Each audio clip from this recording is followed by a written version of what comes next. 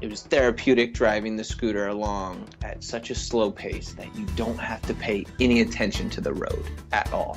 And you can take in all the scenery. This is the Adventure Sports Podcast, brought to you by 180 TAC. Get out there and have some fun.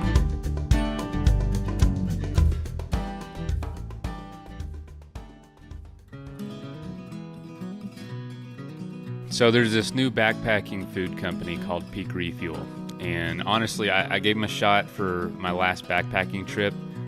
Y'all, it was literally the best backpacking food I've ever had in my life. I was so impressed by them that I wanted to reach out and get a deal for our listeners. So if you keep listening to the episode, I'll tell you how to save 20% off an order with them.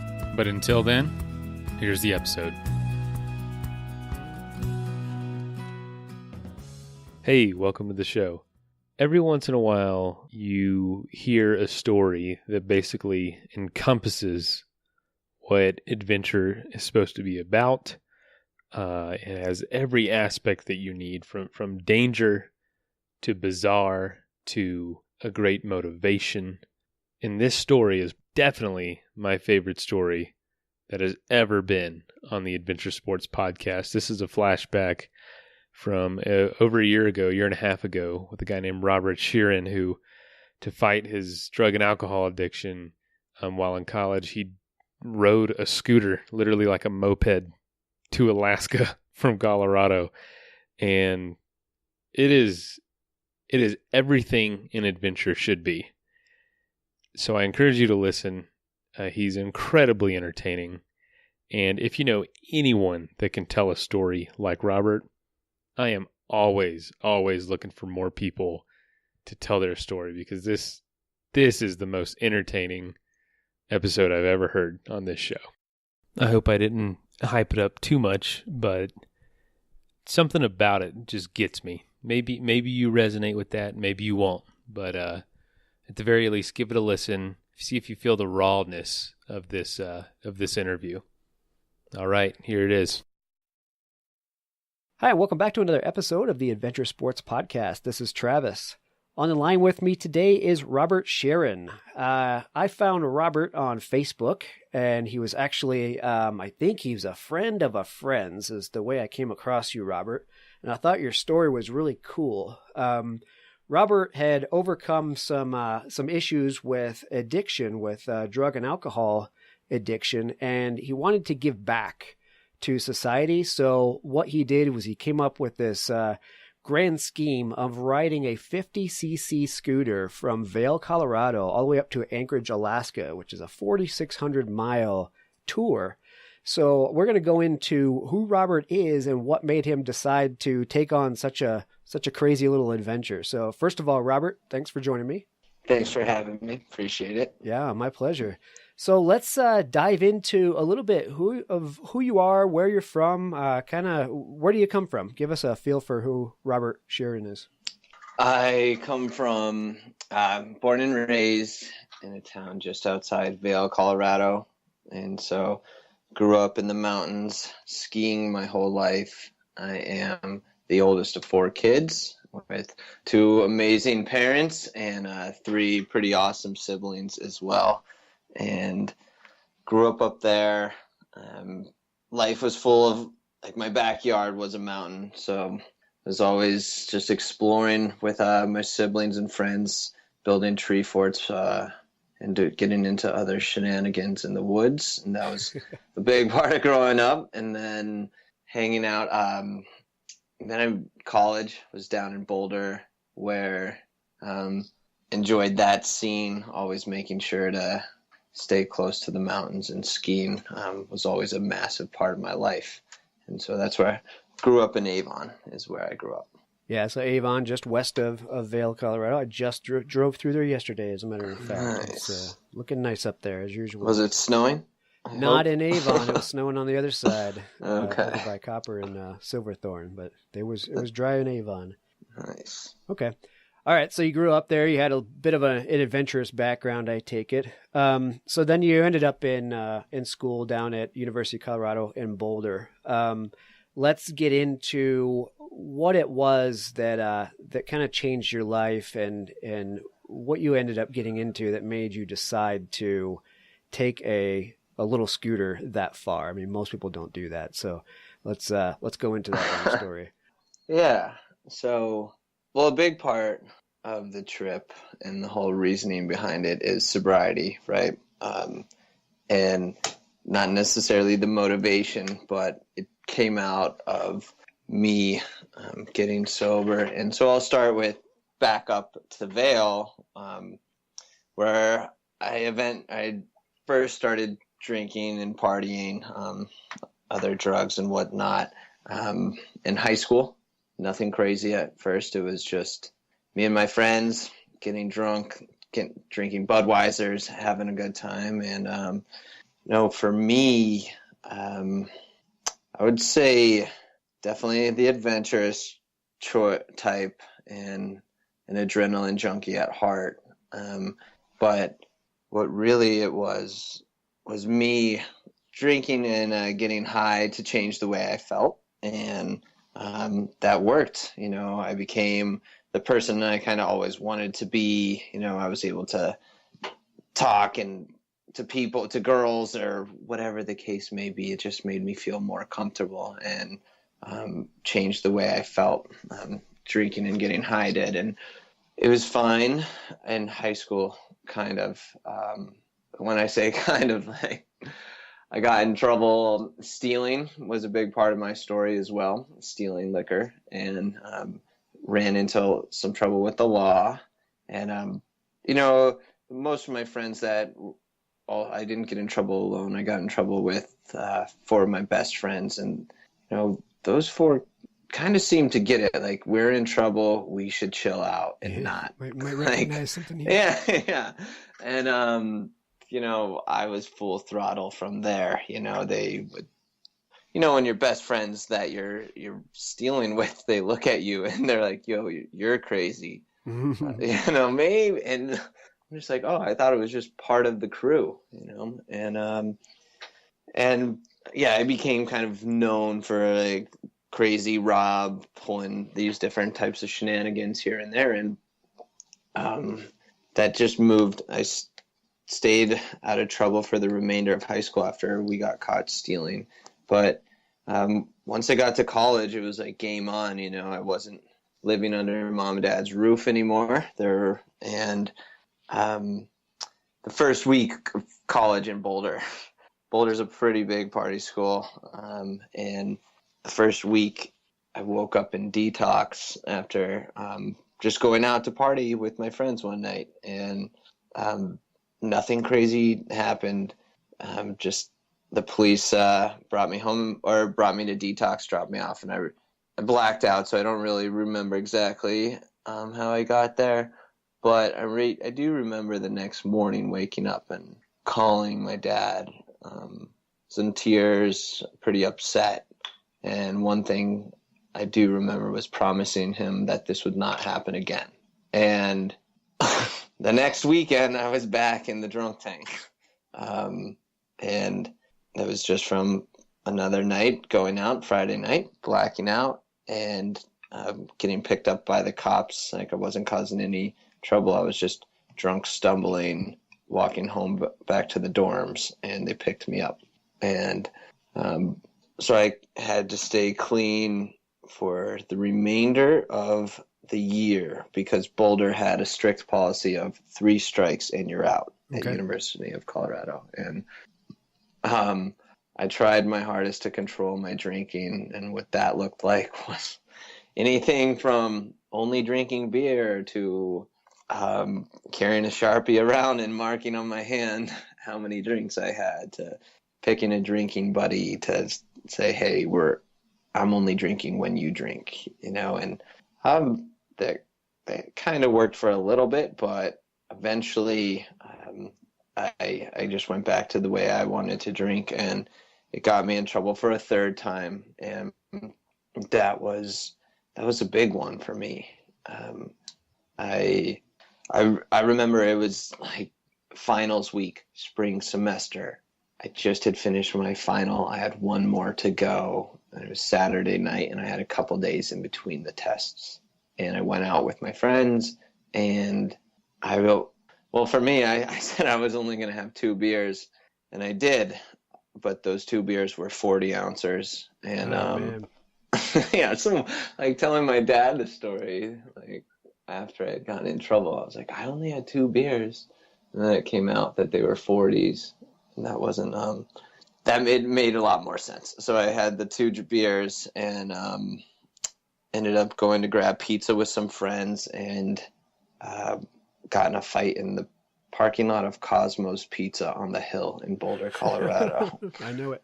You know it. Many people do. Late night pizza place. There was a decent crowd, and you know, I'm sure I said something smart to the wrong person, and got jumped by 3 guys and was kind of wrestling around in the parking lot, and the police showed up, and I knew like I couldn't get in any more trouble. 3 strikes, you're out. So I took off running.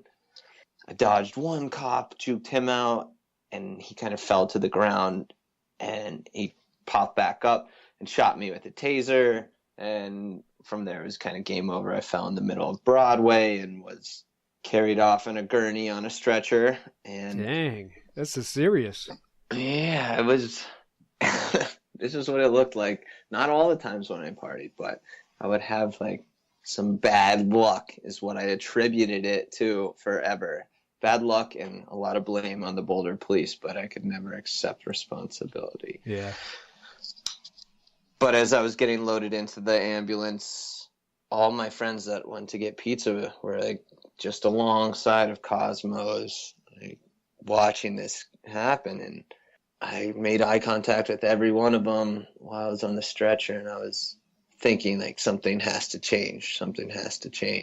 And the next day I woke up in jail, and I begged my parents at this time were kind of fed up with me calling from these institutions, and they weren't so willing to just bail me out this time.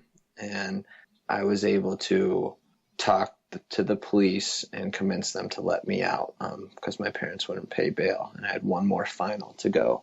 And the cop did. And the jail in Boulder is quite a few miles from campus where I needed to walk back to. So I had a long time to walk back and think. It is a trick. I've ever been inside it. So like Belmont and whatever, back to College Inn was the dorm I was walking to. And I had made my mind up on this long walk back that I was going to change my life and things were going to start to be different. And all my problems, I could attribute them to drinking and using drugs. And I was, I made that 5, 10, 20-year plan was made right then and there. Like, I need to stop doing this.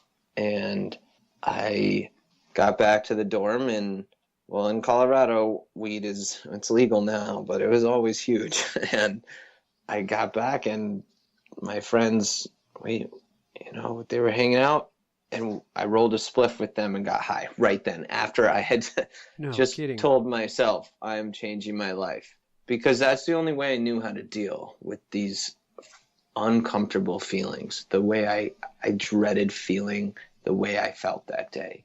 And that anxiety, that depression, that didn't necessarily like all come from drinking. And on those crazy nights after I did something I was full of regret, like those feelings came on a regular basis. And the only way I knew how to deal with those was with drugs and alcohol. So I didn't really look at it as though I was never an alcoholic or I was never a drug addict in my mind, because my definition classified a drug addict and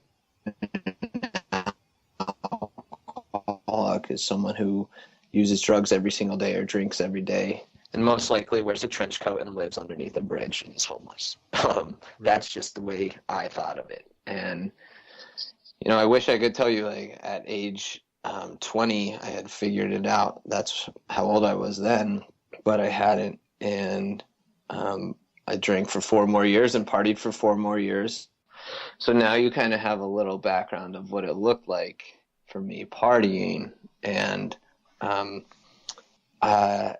fast forward to age 24, and I was starting my 7th year of college at the University of Colorado. And I was back in college after getting suspended a few times. And I was just kind of realized I went out hard one Thursday night with some friends, drank like I usually drink. But at this point, I was only drinking tequila, I remember. And I found the magical concoction. And I just ended up blacking out again and nothing that serious happened. I kind of ruined a relationship, saw the way my friends treated me when I was blacked out drunk from that. The new app Snapchat had just came about. And so I saw a bunch of Snapchats from the night prior. I was like, oh, no wonder my friends don't respect me, because I am kind of a clown and I act that way. And so I decided that, after that next morning, I was like on the phone with one of my best friends, Blake. I remember talking to him. I need to change. Something needs to happen. And I was like, I need to quit smoking weed. And he was like, dude, you don't really black out from smoking weed and make a fool of yourself. Like, if you think that's your problem, maybe you should quit drinking and smoking weed if that's another issue for me, which it was, and all the other drugs. And I was like, all right, I'll quit everything until I graduate school.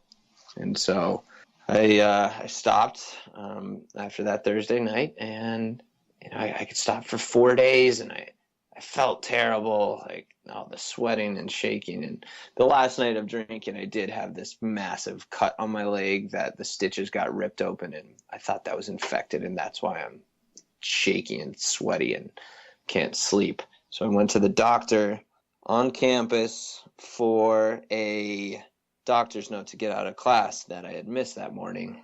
And I asked her to look at my cut, and she said, nothing's wrong with your cut. She fixed it. She's like, but you look terrible, and your vitals are all whacked. What's going on? I told her, I had a really hard night of partying on Thursday, and by now it's Tuesday. And I just told her I'd quit drinking and doing drugs, and I'm clean now. And I thought it was fixed. And she's like, what she suggested right then and there was I should go to the detox, which was basically the drunk tank.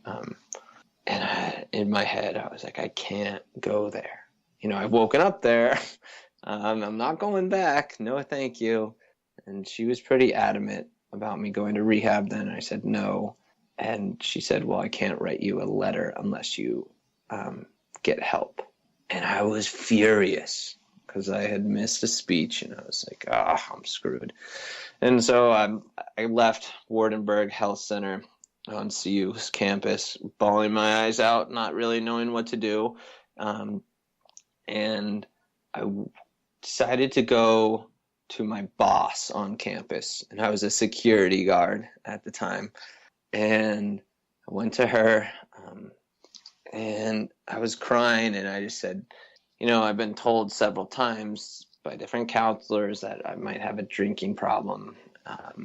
And this time this nurse told me, and I kind of believe it, and I need help. I don't know what to do. And I can't come into work today because I'm a wreck. And my boss was completely amazing. And I worked in the UMC, which is the University Memorial Center on campus in Boulder. And she walked me downstairs in this building I used to work in. And she took me to this room that 3 weeks prior, it was an empty room on campus in the center, and it had transformed into the University of Colorado Recovery Center.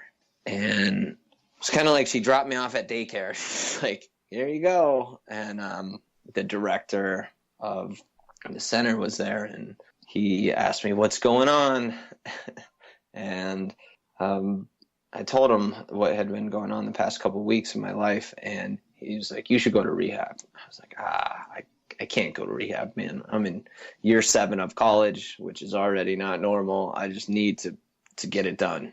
And he suggested me seeking help out through other means. And I was like, I can't do that either. Like, it's not for people like me. Like, I need people that are my age getting sober, or whatever that means. And he told me I could hang out in this recovery center on campus as long as I wasn't getting high before I came in. And so that's what I did. I started hanging out there and meeting other kids that went to CU, that were sober and were kind of living life just like me and going through the same challenges. Because a sober college student, in my mind, was an oxymoron. And how am I supposed to have fun if I'm not partying and getting high with my friends? Because that was the only way I knew how to have fun. And so in this whole process, I drove a scooter, like a little Honda Metropolitan 49cc beaten up scooter that my friends, everyone would ride on the back of that thing, man. And there were several arguments, like when I was drinking, like, Rob, you're way too drunk to drive that home. And I was like, yeah, right. It's just a scooter. It's just a scooter. Nothing can happen. And like some nights I would be like, how did I get home? Like, I hope I walk out the front door thinking I'm going to go and pick my scooter up from the house we were at the prior night. And it was right there on its side. And I'm like, oh, and that's how I got home. Like, it was a miracle. And so, and that was, I lived in the Spanish Towers, I remember, in Boulder on like 30th Street and Colorado, like pretty close to there. And which is a long way from the bars on Pearl Street if you're driving a scooter and don't remember it. And but so I'm getting sober, and for anybody who's gotten, it's not even about just getting sober, but like going through change, right? Anybody who's gone through like an abrupt change in their lives, they know what the feeling the feelings. And I was really feeling feelings at this time and not knowing what to do with them. And I would take my scooter and just drive up into the Flatirons. And like, at some points it was a little embarrassing because Boulder has a huge cyclist community, and I'm like, everyone would be biking up the Flatirons, and I would be chugging along on my scooter, like maintaining conversation with these cyclists, like, hey, how's it going, as we're going up the steep parts, asking them to slow down.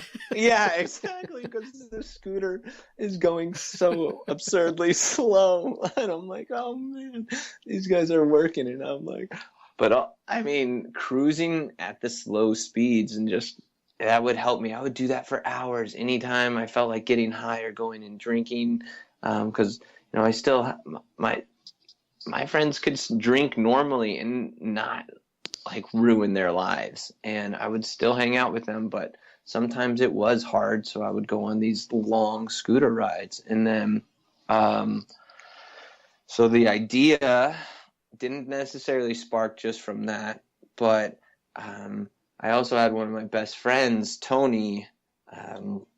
His name's Tony Seibert. He lived with me for a little bit on my couch, and we would always talk about moving. Him and I were the only ones, and another buddy, Blaze. We were the only 3 that left in college because everyone had graduated in a timely manner, and Tony and I were on year 7.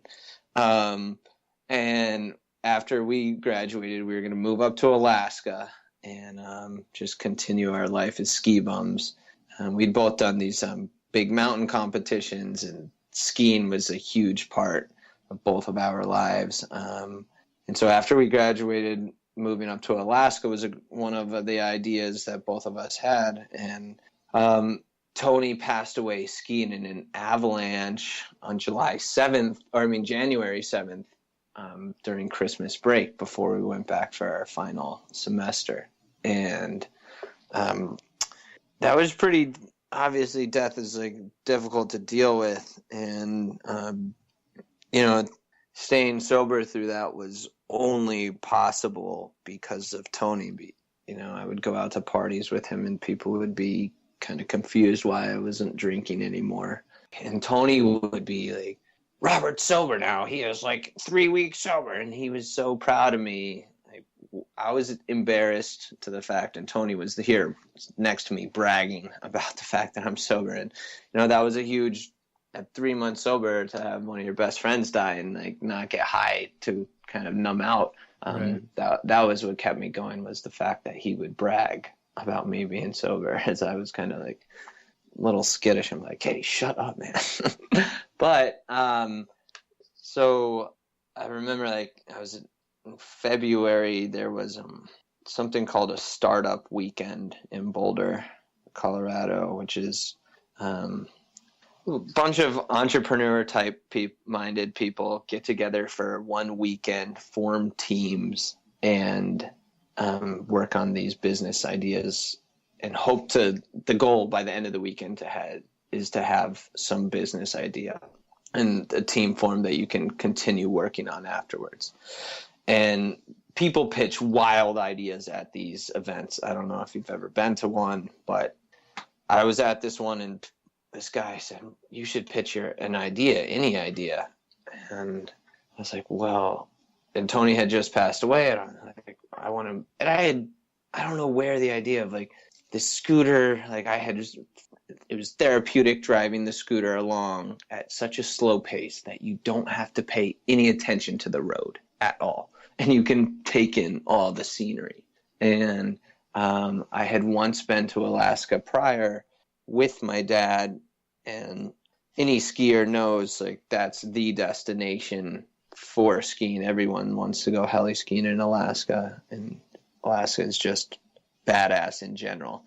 And I got up there and I pitched this idea of like, I want to drive a scooter to Alaska and somehow raise money in order to pay off student debt. So that was your that was thought. The absurd idea. That was because you had 30 seconds to get up in front of a crowd and pitch an idea. So that was the idea I pitched, and it ended up like getting voted on to like start a team around. And people came around me and were like, we like this idea. And I was like, this is the stupidest idea ever.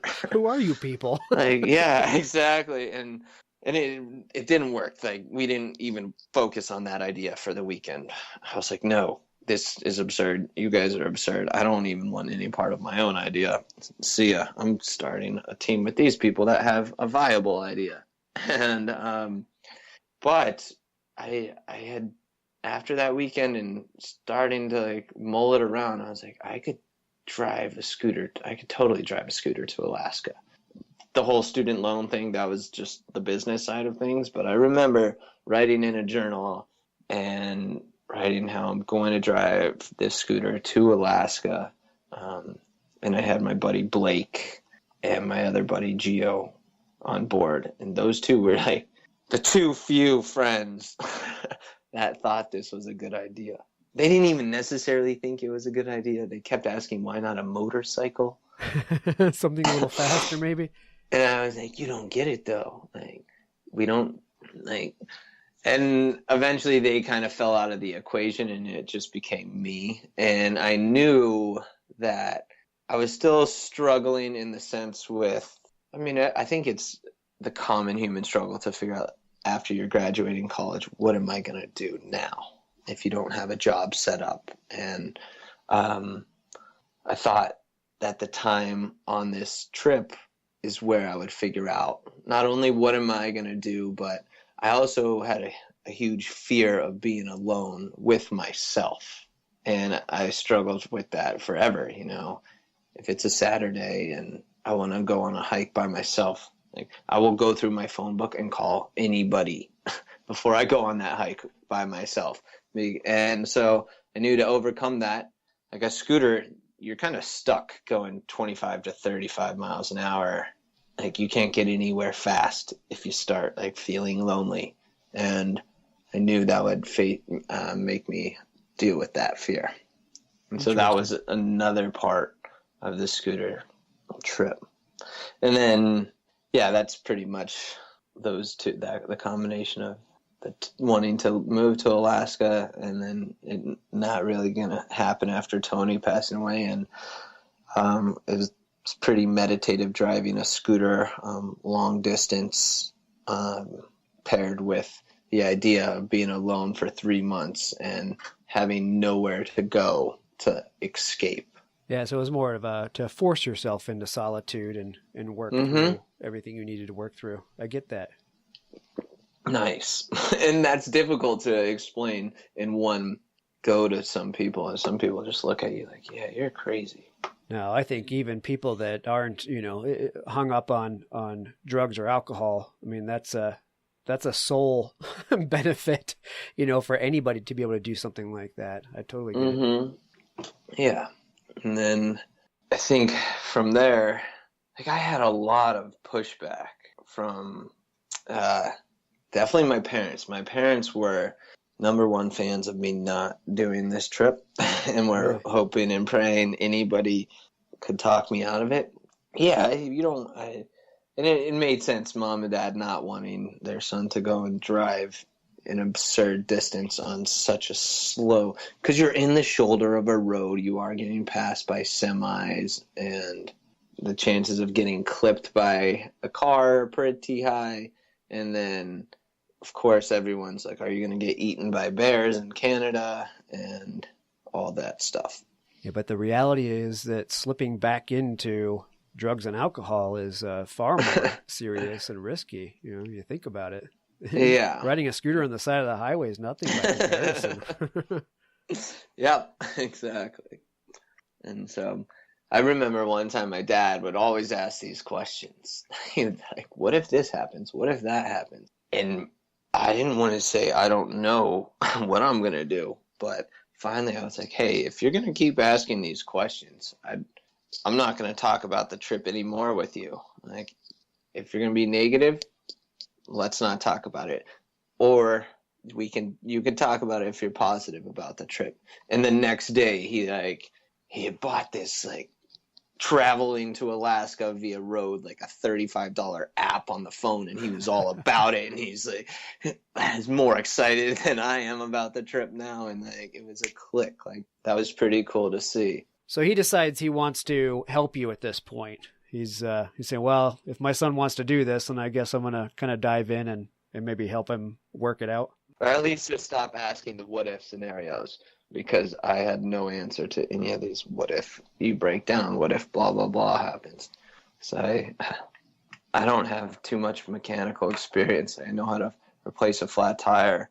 And luckily, that was the only thing that happened the entire trip was one flat tire. Wow. And I knew how to patch it, and later replaced it when I got to Portland, Oregon with my buddy Franco and his dad. So it went smoothly. Yeah, it's actually very fortunate. Yeah. So like I said before, Peak Refuel is a new company making freeze-dried food. And it's literally the best freeze-dried meals I've ever had. You can use it for backpacking, camping, hunting, whatever you want to use it for. And these folks are the real deal. They spent over 2 years researching the market and creating the perfect recipes, and it is just absolutely awesome. I used the meals on my last guided trip. The people on the trip could not even believe that it was freeze-dried food. Literally, you put a cup of water in, it's like a cup or cup and a half. It's not very much water, and it tastes like it came from a restaurant. That's how good it is. If you're interested in ordering some yourself, you can get 20% off by going to peakrefuel.com and use ASP20 at checkout. I encourage you, go get some, try it for yourself. It's amazing.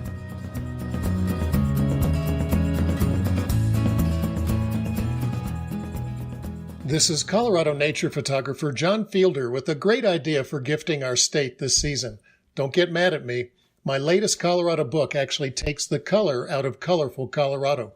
Carpets of purple columbine, forests of yellow aspens, and buff-colored herds of elk are rendered in black, white, and gray. You'll be mesmerized by the edges, shapes, and textures of our most beautiful of states. You'll love it. Visit johnfielder.com to see my new book, Colorado Black on White. That's johnfielder.com. So how is the idea of doing this to raise money? for the CRC and for the scholarship. How did that come about? Because I want to make it clear, you saved up the money that you needed to take the trip. So you did not get donations to have people pay you to take this trip. You paid it all out of your pocket, but got donations to raise the money. So how was that idea born? Right. So you're right. I saved up for the trip, and then the day I bought the scooter, I was in Eagle, Colorado. I remember it like it was yesterday. This family that I had taught skiing to earlier that day dropped me off as they were going to the airport. They dropped me off at the scooter shop. I bought the scooter and was driving home on the scooter, stoked on life, and kind of shocked that this was actually going to happen. And I called the director of the recovery center at CU, and I'd majored in entrepreneurship at CU, or got a certificate, and that was always been a focus in my mind, small business. And I had played a Kickstarter. I had always been interested in different Kickstarter crowdfunding companies, and I thought, well, what if I knew that this project would attract a lot of attention? So I called the director of the recovery center and asked her simply, what if I decided to raise a bunch of money and wanted to donate it to the recovery center? What would that look like? Her response was, you can start a scholarship for kids involved in the recovery center that are just like you. And from the moment she said that, I was sold on that idea. And it was April at this point, so I had only had 1 month to kind of set up the whole crowdfunding scholarship and get the University of Colorado to approve it and hop on board. And luckily they did. And so that's how the idea to raise funds and start the scholarship came about. So you decided to go ahead and buy a Honda Ruckus, which is, like we mentioned, a 50cc scooter. It's kind of a rugged little thing, and set this thing up to go to Alaska. Now, a lot of people, like we mentioned, would take this trip on a bigger motorcycle that would be built. You know, the subframe is strong enough and it has cases, panniers to carry stuff. But you've decided to pack all of your life for a few months onto a little bitty scooter. How did you end up loading this thing out to be able to survive for 4,600 miles on just a little tiny scooter? Yeah, so I got a big dry bag. It's like, look, and stuffed it full. I had a sleeping bag, a tent, and not too many. Like, the amount of gear that I chose for the trip was pretty minimal. I had to be pretty minimalistic, and 2 backpacks and this massive dry bag that held everything else in it. And envision it as though I have the scooter, and then sitting just behind my back in the seat was this little platform I had with a gas, and I brought an extra gas canister, but doesn't look like the normal gallon jug gas canisters. This one was about 2.5 inches tall by 18 inches wide by 3 feet in length. And I had that lying flat down atop this little mount just behind the seat. And then I had the dry bag that looks like a massive burrito, about 3 feet tall, bright yellow, stuffed full, strapped on top of the gas can. And it doubled as something that I could kind of lean my back against, and made the scooter a little bit wider. And my parents liked that because it made me a little bit more noticeable. Right. Had some fluorescent tape put on there. But not much other than that. I was wondering what that little platform was. Now that you say it was a gas can, it totally makes sense. But yeah, there's not much else on this thing, and that's what's amazing is you have 4,600 miles to go and the most minimal setup. I mean, we're almost talking bike packing setup with what you took on the road with you. It's pretty incredible, actually. Yeah, there was one thing to boil water, and that's how I ate.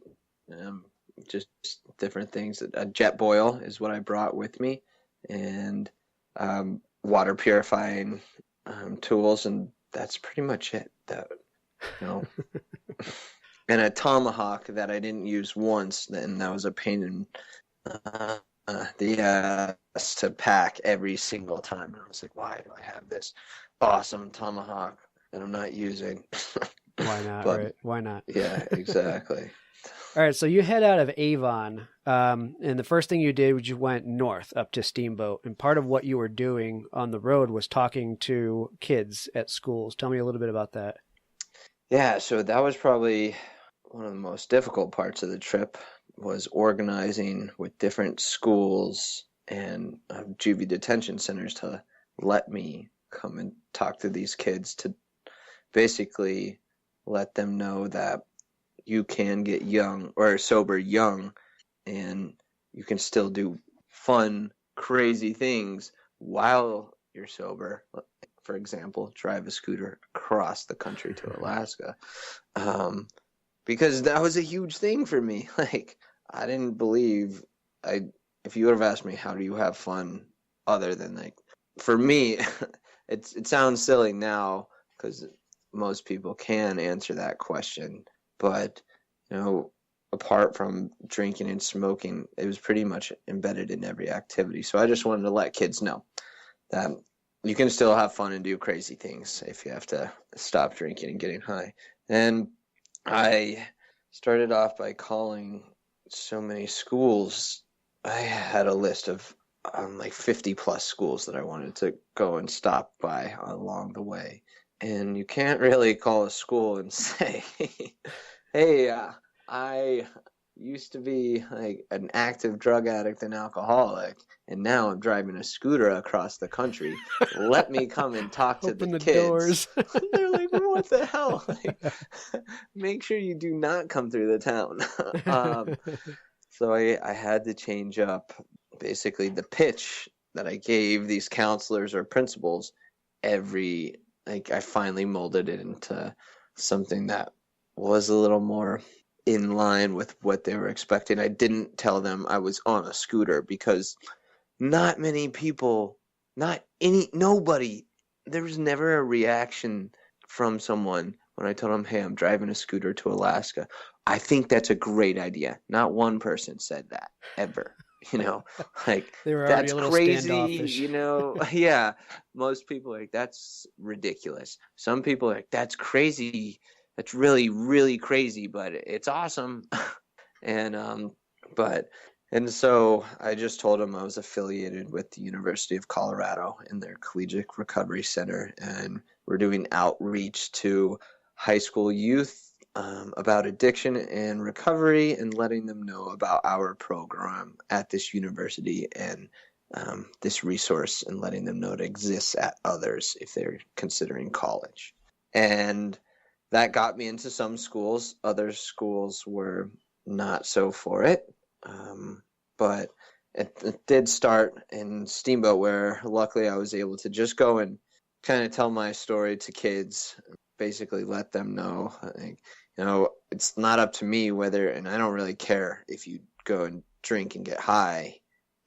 Doesn't bug me one bit, but look, for me, it started causing problems, and it didn't allow me to live the life I always wanted to live. And getting sober and being in recovery is an option for you, even though, because I never thought it was an option for me. And the feedback I got from these kids was pretty awesome, because there's the DARE program that's like, don't drink and don't do drugs, and that's not what my message was at all. It was like, I know you're going to do what you want to do, but there's another way that is pretty badass and cool. If you see it causing problems in your life, then you have to get rid of it. No, life is not over. So I was able to stop in Steamboat and talk to some schools, as well as a juvie detention center in Utah. And then I got turned away from schools in Park City and other schools in Utah, because I couldn't necessarily call a school and give them a date and time that I would be there. Right. It's pretty hard to estimate.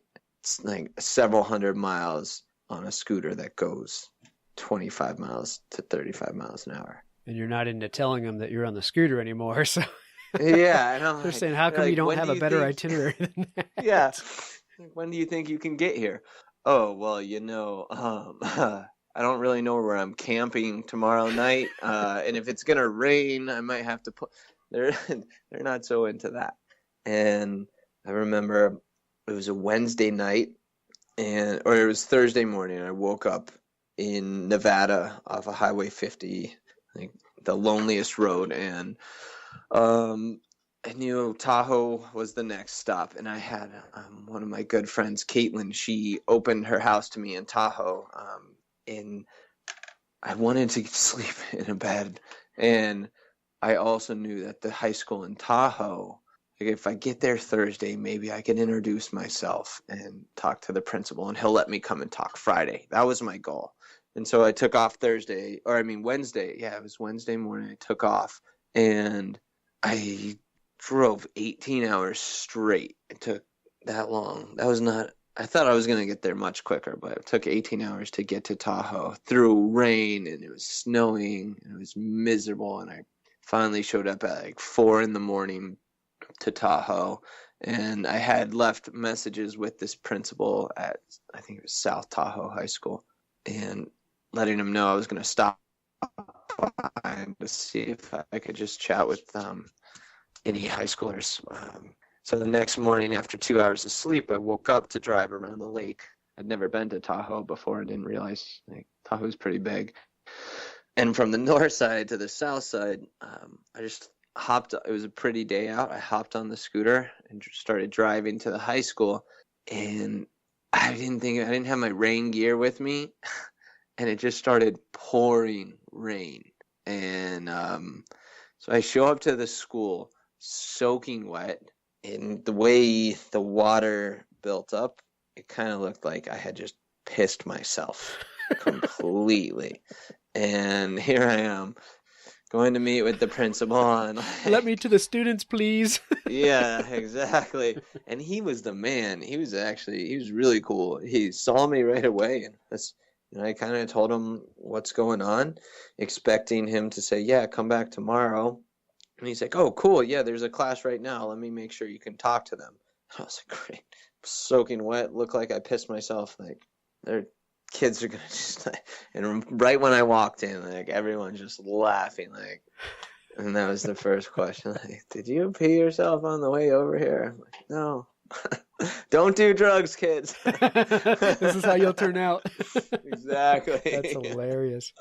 No, but it was cool to chat with them. And that was that the 355 mile leg? There was 2 of them Okay. that were that long. There was Wow. another one that I did in Alaska that was equally as long. That is, I can't even imagine. I mean, I ride motorcycles, and 355 miles on one of my big motorcycles is, I mean, it's a normal day ride. It's no record-setting thing, but you're going to spend the majority of the day doing that, on a big motorcycle. So when I saw that, I cannot even imagine doing 350 miles in one leg on a Honda Ruckus. I mean, that's pretty impressive for you to do that, and then do it a couple of times in this trip. Yeah, it was not a highlight of the trip by any means. Your mind starts to wander a lot too. At like hour 12, you're like, what am I doing? This is crazy. And you know how sore you get from just sitting on a bike for that long. Right. But plenty of Red Bull, and I'm going on a scooter, and I'm so slow, so I would just kind of get bored and start swerving around, or see how long I could go with my hands off. That was like the big thing. That's like counting how long I could go with no hands on the bars. And yeah, my mom, I'm sure, wouldn't be stoked to know that. No, don't tell that story to your mom. Well, I imagine 4,600 miles worth of scooter riding, you have to do something to amuse yourself. Yes, yes. By now, you certainly know who Bent Gate is. That's for a great reason. Bent Gate Mountaineering has been sponsoring the Adventure Sports Podcast almost from the beginning, and we really appreciate that. They've made it possible for all the great shows to continue coming your way. We want to say thanks by reminding you to go to them for your backcountry gear. If you live in Colorado, then just stop by their store in Golden. If not, go to bentgate.com. They have what you need, from the latest ultralight gear to the tried and true classics for climbing, hiking, and camping, like Arc'teryx, Hilleberg, Nemo, Western Mountaineering, and many more. Need advice? They have you covered there too. Their staff are passionate adventurers who can offer help from their own experiences. Bentgate also hosts lots of events and speakers. Check out their website to see the schedule and to see all of their products. Help take care of the Adventure Sports podcast by getting your gear from Bentgate Mountaineering. Okay, so the route, like we said, you left Avon, you went up to Steamboat, and then you cut over across through Nevada over to the Pacific Coast, and then you went all the way up the Pacific Coast into Canada. So tell me a story from this trip that was pretty comical, other than peeing your pants. I imagine something. Do you have police stories or animal stories? Yeah. I got, the whole time I got pulled over like several times by 10 different cops. Like it was nonstop. And every one of these cops, I swear, all their jokes were Dumb and Dumber jokes. They would like come up and drop some Dumb and Dumber joke on me all the time. But got a little nippy coming over the pass, eh? yeah, exactly. Yeah, I know it. And I'm like, yep.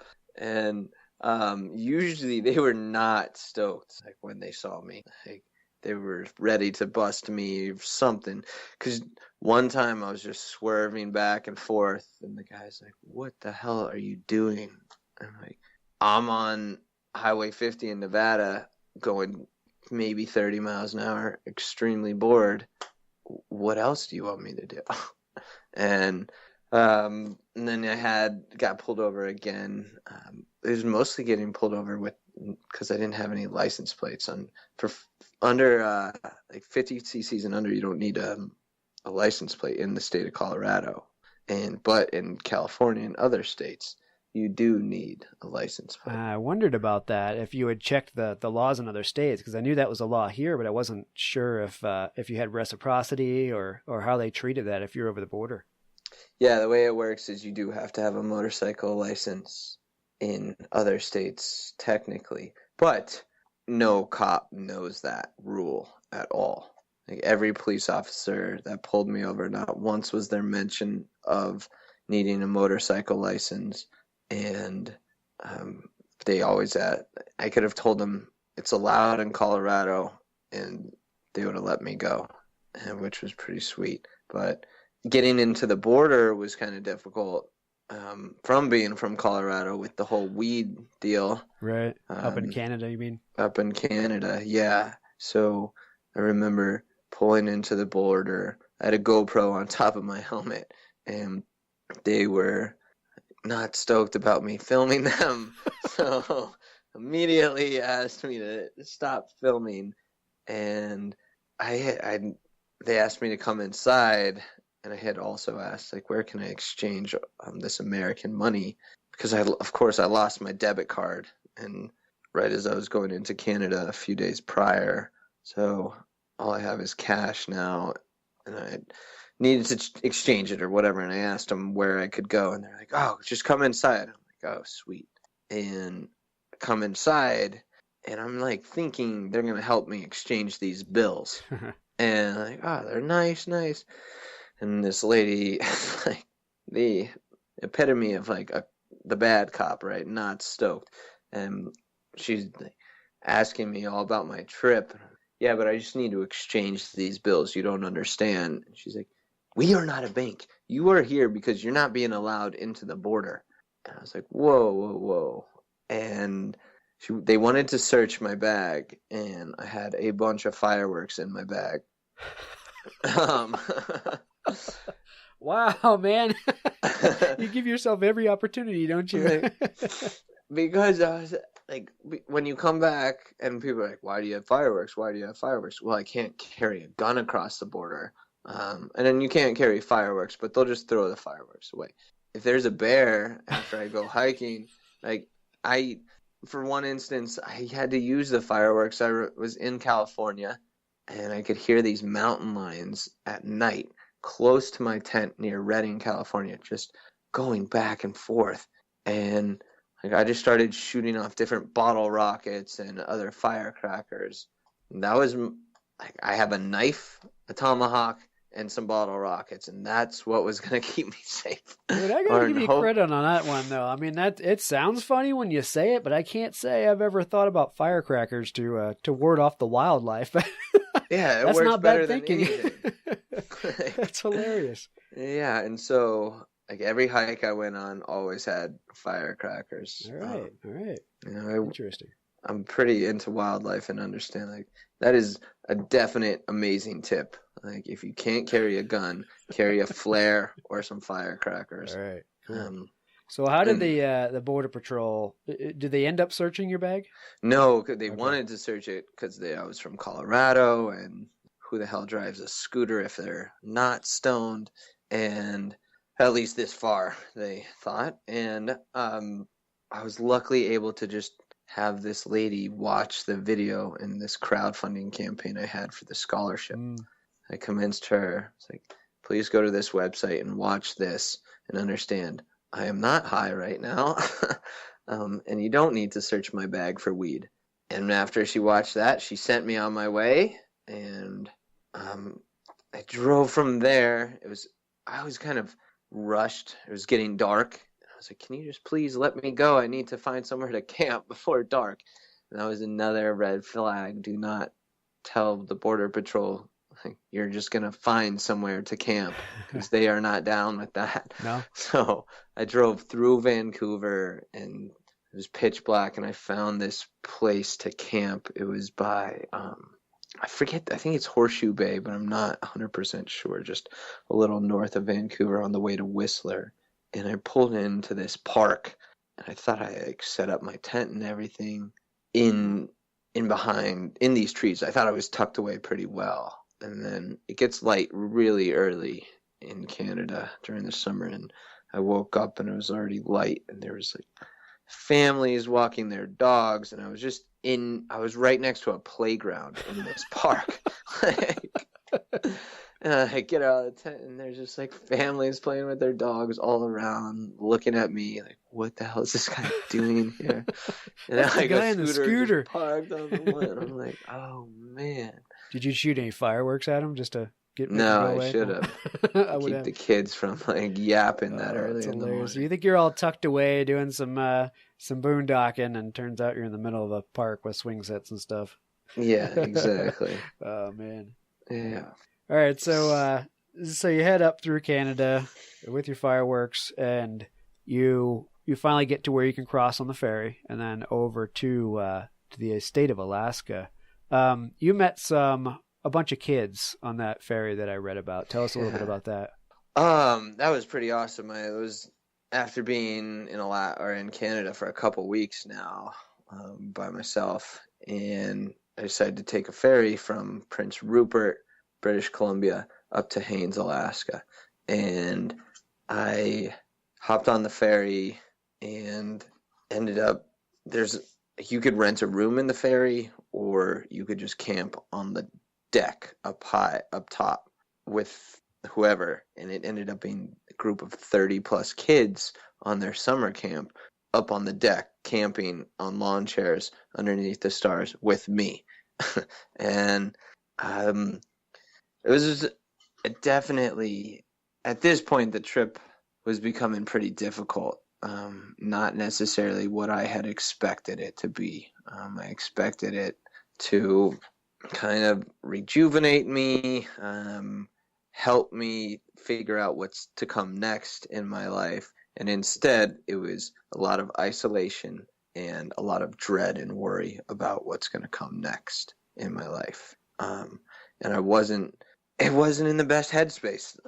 That's the way to put it. And I wasn't stoked about the trip anymore. It was a burden, and it was kind of like everyone back home is proud of me, but that didn't make an ounce of difference. Like I was telling myself, all your friends have graduated and they have jobs and they're moving on with their life. A lot of comparing. And here you are on a scooter in the middle of Canada. Like, what the hell are you doing, man? Get your life together. That was kind of these voices of negativity going on in my head. And when I got on this ferry that was my train of thought before I got on the ferry. Really rough down. What's the point? This is a complete waste of time. And I'm kind of scared for what the future had to hold. And so I then got on the ferry and got to hang out for 3 days with all these amazing kids that just brought the simplicity of life back into my head. And I was able to chat it up with them. And, I'm a pretty avid child at heart. A lot of easy, stupid humor gets me going, and I'm just can really connect with kids. And, they helped bring me back up. And so 3 days of nonstop drinking Mountain Dew and running around the ferry, they almost got kicked off the ferry several times, their whole group, because I get it. They're kids and they cause nonsense, and I was right there along with them. But not all the other customers on the ferry were stoked to have 30, 15-year-olds running around like maniacs. 3 days of this, awesome. Yeah, and that was my viewpoint too. I was like, great, I'm on top of this ferry, sleeping on a lawn chair next to 30 kids. This is gonna suck. That's what I thought, and it changed everything. I got off. Well, it didn't change everything, but it definitely helped a lot. And I actually ended up connecting with them later in the trip again.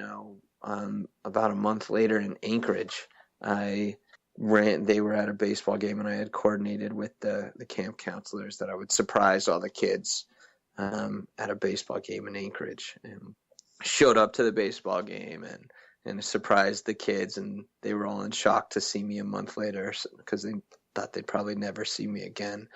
But it was really special. I got to go on there because they were driving a tour bus from Michigan to Alaska and back, and I got to go on their bus and just share my story with all of them that night. And it was extremely powerful for me, at least.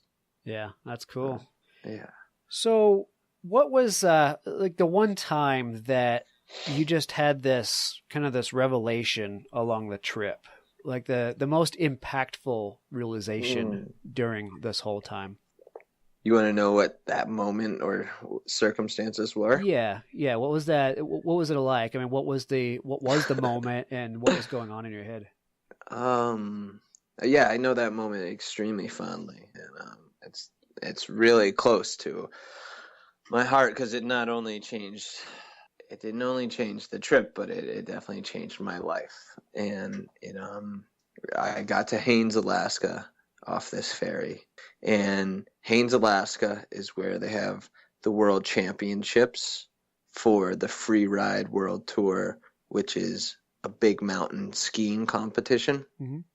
And that's something I did, and I really was looking forward to get to Haines and just see the mountains, because and I get off the ferry and it's pouring rain and mountains are socked in with clouds. You can't see anything. And I look at the weather for the next few days, and it's rain, clouds, just garbage.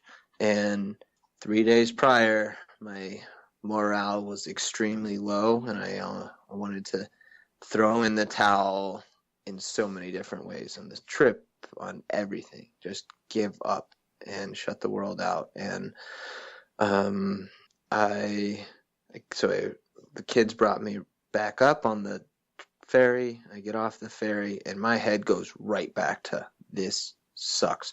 What is the point? And I remember I called Sam from the recovery center, and I was really upset, in tears. And, I was 18 months sober at this point, and I was 20 months sober at this point, and thought I had it all figured out. And I was really confused why I was feeling this miserable while I am literally living my dream. I'm on my dream trip. I'm in the middle of Alaska, and I'm telling her, like, I don't understand what's going on. Like, I just want to be happy, and I thought this would make me happy, and I'm not happy. And I also told her, like, I think I just need to learn how to love myself. That's what I told her. That's the problem. I don't know how to do that. And she suggested I go to like a 12-step meeting and asked if they have those in Haines, Alaska. And I was like, that's the last place I want to be right now, actually. And they did, and I went to one of those meetings where I met this guy named Joe. And this was the first time I had shared openly at a meeting how I was feeling.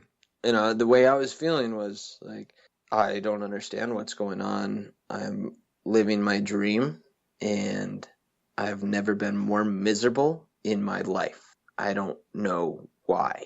And I'm 20 months sober, and I remember being told by a therapist that at 18 months sober, you start feeling much better. And I'd never felt worse.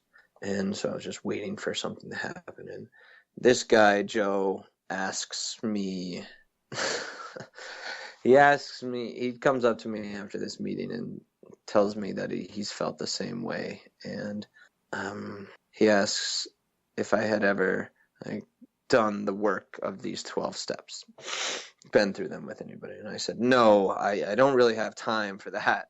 I'm trying to figure my life out right now. And yeah, his response to that was like, oh, well, do you want to go through them with me? And I said, absolutely not. And he replied to that with, do you have to be somewhere? I was like, yeah, well, wallowing in my own sorrow, like in the woods right now is like where I wanted to be, just isolating or with no one around. And that may sound strange, but that's just where I go. When I'm in a bad place, I want to be shut off from the world, and I don't want anybody to know. Right. That I feel like don't ask me. I just want to be alone. And so I told Joe, no, thank you, but thank you. And this lady came up to me after the meeting, and she told, it was raining, and she offered me a place to stay. She had an old Airstream trailer parked in her front yard, and she said I could crash in that for as long as I wanted to. And I was like, sweet, I don't have to pitch a tent in the rain, which is by far the worst experience. Taking a tent down in the rain is actually worse. It's worse, yeah, you're right. Second is putting it up. So I say yes, and I take her up, and I immediately drive to her place, and I'm telling her this weird guy, Joe, from the meeting wants to take me through these steps. And her reply to that was, that sounds great. I was like, no, it doesn't. And she asked, well, do you have to, she said I should do it. And I said no. And she's like, well, do you have to be somewhere? And I was like, right when she said that, it was like a sign from something, And I was like, all right, maybe I'll call this guy Joe. And I went and met with Joe, and he was on vacation from Seattle for the next 6 days with his family.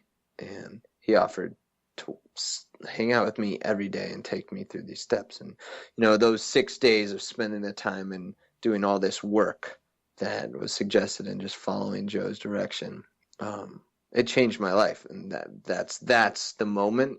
Like, it wasn't like a moment, but it was through that set of circumstances and in those 6 days that I spent with Joe that was the turning point, where then I started going on like a different trajectory, and I left Haines feeling so high and happy, like something that I hadn't felt like pretty much the entire trip since the first day of leaving Vail. Yeah, that's huge. So that's that moment. Huh. The realization. Well, it sounds like it was meant to be. That layover in Haines. It sounds like it pretty much changed your life at that point. Yeah, and the coincidences, like the amount of coincidences that had to happen for that to line up are pretty absurd, because I wasn't supposed to be on that ferry in the first place. I was supposed to be on one that got in 3 days later. the whole meeting that I went to, it only happens every other day in Haines.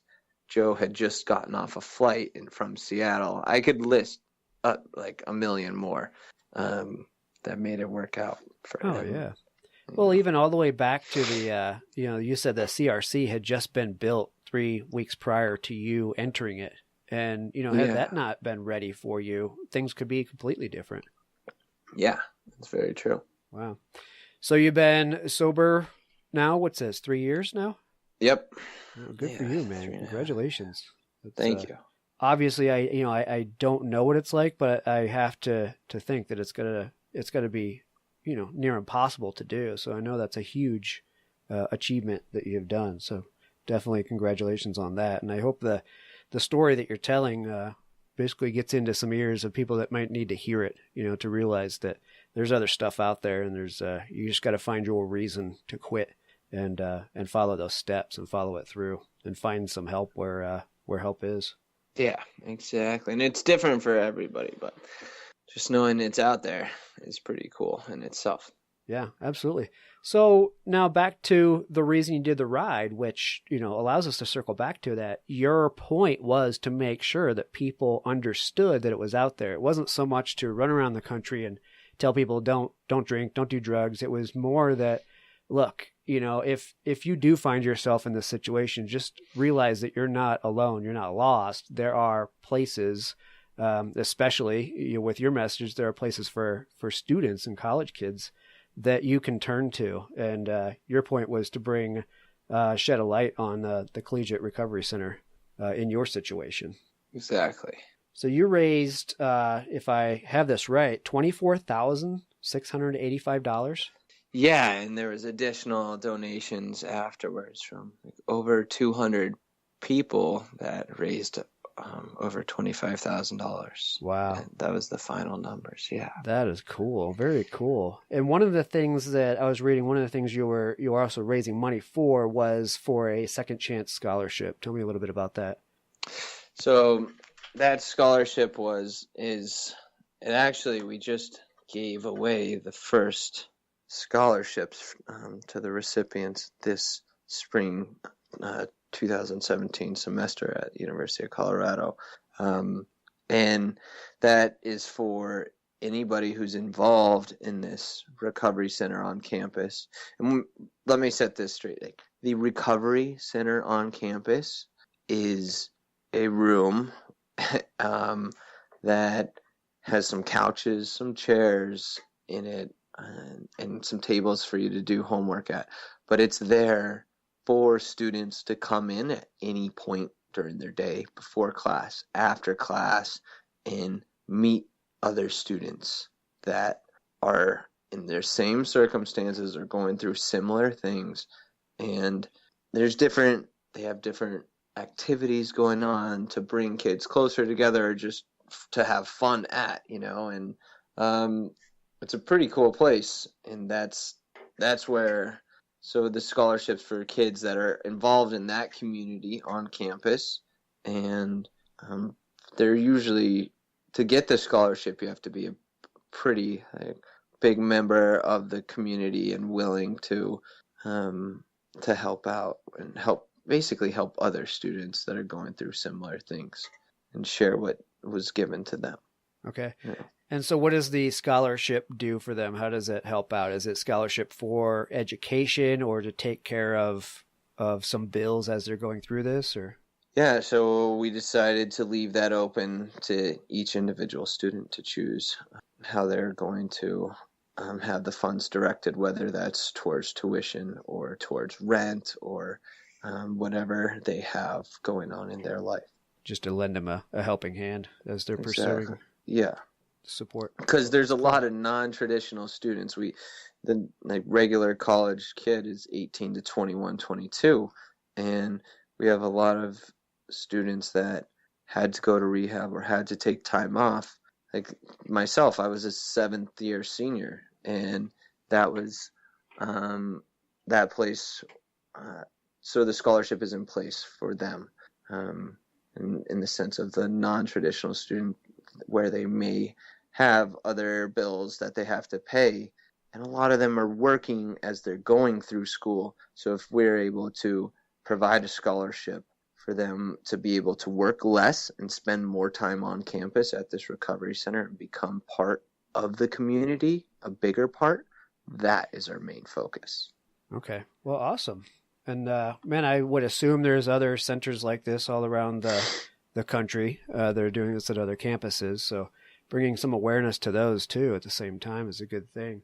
Yeah, we actually just had a pretty big event at the beginning of February up in Keystone, Colorado, and it was a ski-a-thon and leadership conference where over 200 students from across 24 different universities, different recovery centers at different colleges came and participated in, which ended up being the largest gathering of students in recovery ever Wow. to take place. Wow. Yeah, so it's definitely becoming more and more common, and there's definitely some challenges that recovery centers are facing with the stigma of alcoholics and drug addicts on college campuses. A lot of schools don't necessarily want to say or be open to the idea of a collegiate recovery center on their campus, because then that's them admitting they have a problem. Right. But in reality, if we had these centers at every college across the country, the retention rates at these schools would be so much greater, because then these students that are struggling, and there are students at every school that are struggling, whether that's from drugs or alcohol or eating disorders or anxiety and depression, trauma, I could go on, but every school has someone that fits that profile. And if we're able to provide a resource for them to get help at, or at least meet other people that will direct them to where they can get help, then they can also do what they're there for, focus on school with less stress and anxiety. Yeah. And I think that's the quote unquote fight that's being fought right now, is to try to get administration and people to look at it a little differently, that this will actually help keep students in school. Yeah, absolutely. Well, you said something that really rang or struck a chord with me, is it seemed like the biggest realization you had early on in this whole process was that you thought going to college was just a matter of getting drunk and partying. I mean, obviously getting school out of the way, but that's how everybody treated college, and it was just kind of like status quo with that. But for you to finally realize that that wasn't necessarily the case, and that there were other people going to school with you that were in the same boat as you, and you weren't alone in that situation. That made a big impression on me. And for what you're doing now, you're actually bringing attention to that, to let people know that there are other people in that situation right alongside them, and they need to seek them out. Yeah, very much so. And another thing that it took me a while to learn, but in this process, was I had my friends that I had built relationships with, either from growing up in Vail with, or meeting in Boulder, and the majority of them did party. And at first it was kind of I had sober friends, and then I had my other friends that I partied with, and it took time, but not making those two groups so separate, and understanding that they're not only my sober friends, they're actually like true friends that I can go to, not only to talk about sober stuff, but we can do fun things with each other. That was a huge step for me. And where I met those friends was at this recovery center, where it made this transition from just, oh, these are my friends that don't drink too. These are my friends. Right. Right. Yeah, that's big. Definitely. Okay, before we wrap up, where can people go to find out more information about CRC, or is there a more general site that some people might want to go find? Yeah, so the University of Colorado has their Collegiate Recovery Center. You can just type in Collegiate Recovery Center on University of Colorado's page, and it'll bring you directly towards there. Different resources. They have everything from housing options to bowling on Friday night or other fun activities that they do together. And then if you're not in Colorado and you just want to find out if different colleges in your area have these centers, there's something called the Association for Recovery in Higher Education, ARHE, and that is the basically umbrella association that all these schools are under. And I'm not 100% sure because I don't work for this company, our institution more so, but that's I think the go-to place in collegiate recovery to find out a little more information. And I'm happy to give you my contact information if you have show notes or anything like that. I'm more than willing to put my information in here, and I could help anyone who's interested as well. Okay, yeah, let's do that for sure. I'll catch that after the interview, and we'll get that all posted up in the show notes. I also wanted to point people to your blog from this road trip. It's an interesting read. It's robsruckusroadtrip.com, and it's Ruckus, Ruckus. So check that out if you want to kind of follow along his trip, how it all came about, and see some good writing and some great photos from this little scooter going 4,600 miles up to Alaska. So Yeah. Very cool, fun read. All right, Robert, man, it was great to talk to you. I love that you gave me some time to bring this, shed a little light on this situation and share your tale. And hopefully maybe we've helped a few other people maybe break out and go seek some help themselves. Awesome. Yeah, I really appreciate you giving me the chance to share my story. I'm just one of a million cool stories out there, so I'm excited to hear others come on. Absolutely, absolutely. All right, it's been my pleasure. You have a good night, Robert. All right, thanks, man. All right, thanks. Hey, thank you so much for listening. If you know somebody that would make a good guest on the show, or if you have a pretty cool story about the outdoors or adventure sports that you want to tell us, please call us and leave a voicemail at 812-MAIL-POD. That is 812-624-5763. You can also send us an email at info@adventuresportspodcast.com. Again, it is always helpful to leave us a review on iTunes. And if you'd like to be a supporter of the show, you can give $5 a month at patreon.com/adventuresportspodcast. And links for all that stuff is also in the show notes. So thanks again for listening. And y'all get out there and do something so you can be on the show one day. All right, later. Don't forget, if you want to save 20% off the best backpacking food you're ever going to eat, go to peakrefuel.com and use ASP20 at checkout.